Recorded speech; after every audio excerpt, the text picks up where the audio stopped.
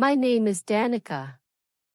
I am 34 years old, and I live in a quiet suburban neighborhood with my husband, Austin, who is 38, and our daughter, Stevie, who is 10. From the outside, our life looks calm and complete. We have a comfortable home with a garden in the back, a warm kitchen where sunlight enters every morning, and a family that seems steady and secure. People often tell me how lucky I am to have a hard-working husband and a beautiful daughter. They see a picture of stability, a marriage built on love, and a gentle father who cares for his family. But what they see is only the surface. Behind our front door, something is breaking slowly. Austin is always busy. He wakes up before the sun rises, hurries through breakfast, and rushes out the door with his laptop in hand. At night, he comes home long after Stevie has finished her homework. He eats quickly, barely tastes his food, and sits on the couch with his laptop open again. He sleeps late, wakes early, and repeats the same routine every day. Most evenings, it is just Stevie and me at the dinner table. She looks at the empty chair beside me and asks softly, "Mom, where is Dad?" I always answer the same way, "He is at work." But each time I say it, my heart feels heavier. The tone in our home is quiet, almost peaceful, yet underneath that silence lives a deep loneliness. And I often wonder to myself, what happens to a family when love begins to lose time? Each day in our home follows a familiar rhythm. Austin leaves early, long before Stevie wakes up. He believes that success brings security, and security brings happiness. Whenever I ask him to slow down, he answers with the same words, "I'm doing this for us." He says it with confidence, as if the sentence itself should solve everything. But the more he repeats it, the less I believe it. My own days are filled with the quiet routines of home.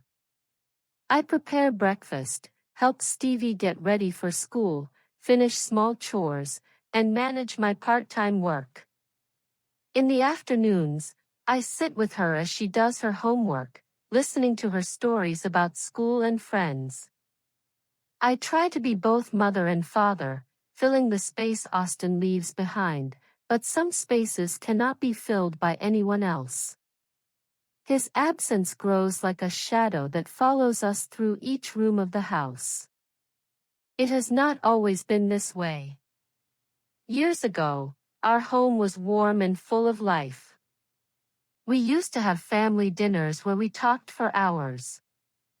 Austin loved telling stories that made Stevie laugh until she cried. On weekends, we planned small trips to the beach or the mountains. At night, he read Stevie bedtime stories while I listened from the hallway, smiling at their laughter. But slowly, those moments faded. Our home still has all the things we once bought together, pictures on the wall, gifts from past holidays, books we planned to read, yet everything feels mechanical now, as if we are living beside each other, not with each other. Stevie still adores her father. Every evening, she sits by the window, waiting for his car to appear. Her eyes brighten when she hears footsteps outside, but when the door stays closed, her hope fades a little more. I watch her disappointment grow, and fear begins to grow inside me too. I'm afraid that one day, she will stop waiting. I'm even more afraid that Austin will not notice the moment she does. On the surface, our home looks peaceful, but beneath it, the silence between us grows deeper with each passing day. As weeks passed, the distance inside our home grew heavier. Austin threw himself deeper into work, answering emails during dinner, taking calls in the hallway, and opening his laptop the moment he walked through the door.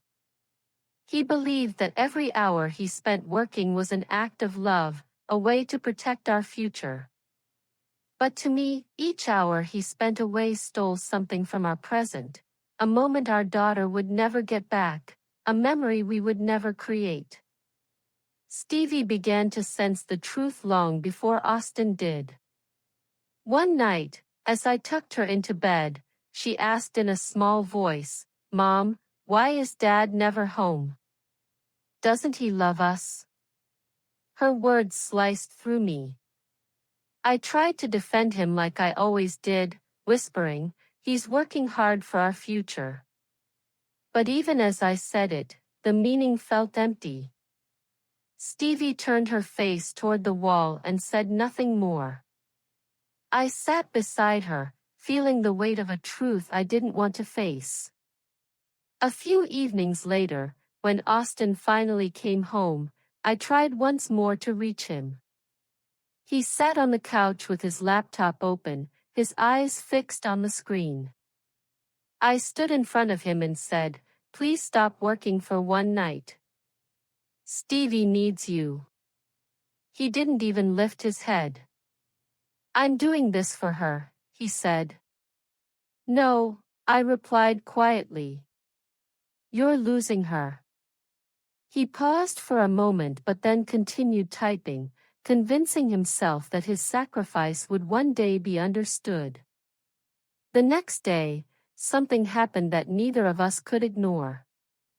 On the kitchen table, beside Stevie's unfinished cereal, lay a small piece of paper. Written in her careful handwriting were the words, "Dad, you're always busy. Maybe you don't love me." I held the note with shaking hands and waited for Austin to come home. When he arrived, I handed it to him. His face went pale as he read it. His hands trembled. For the first time, I saw fear in his eyes, the fear of losing something he thought he still had. But instead of walking down the hall to comfort his daughter, he folded the note, slipped it into his pocket, and whispered, "She will understand one day." That was the moment something inside me cracked. I felt pain turn into anger, steady and sharp. "No," I said firmly. "She won't understand. She will remember.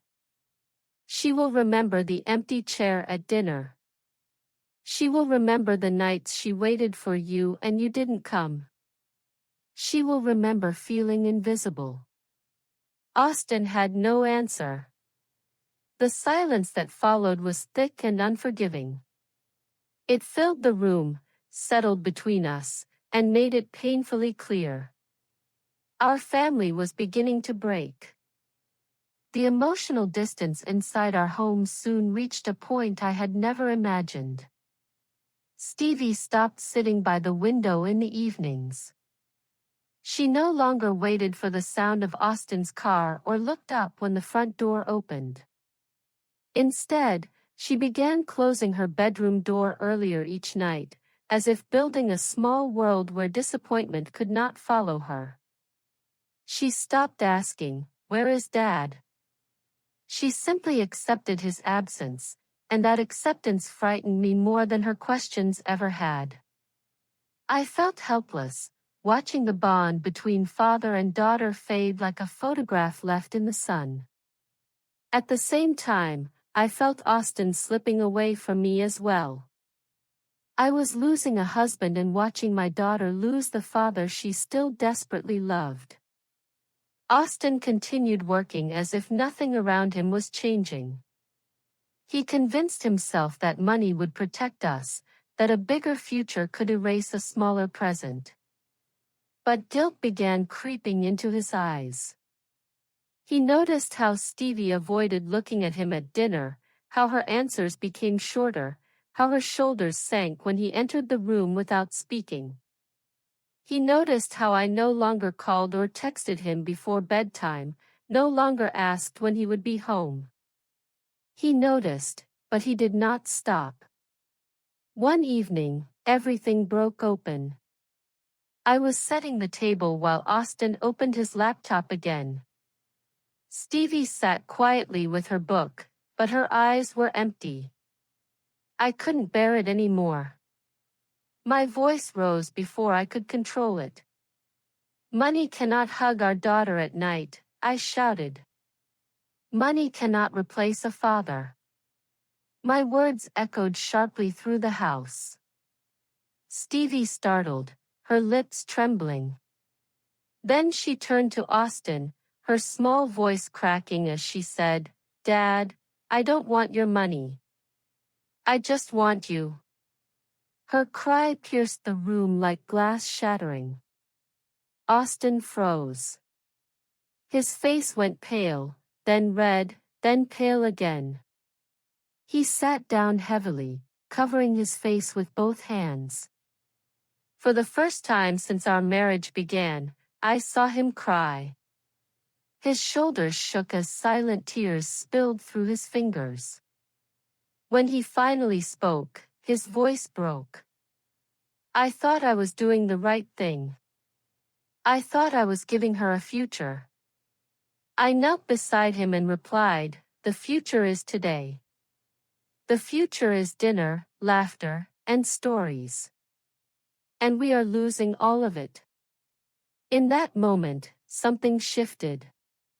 It was the emotional breaking point, the moment when Austin finally understood that he had been present in body but absent in heart. It was the moment he finally saw the truth he had been avoiding for years. The next morning, something in the house felt different, almost unfamiliar. Instead of hearing the usual sounds of Austin rushing around, searching for his laptop or answering early emails, I heard the quiet clatter of dishes in the kitchen. When I walked in, he was standing by the stove, cooking breakfast. He looked tired, but he also looked present in a way I hadn't seen in years. There was no laptop on the counter, no phone in his hand, just him.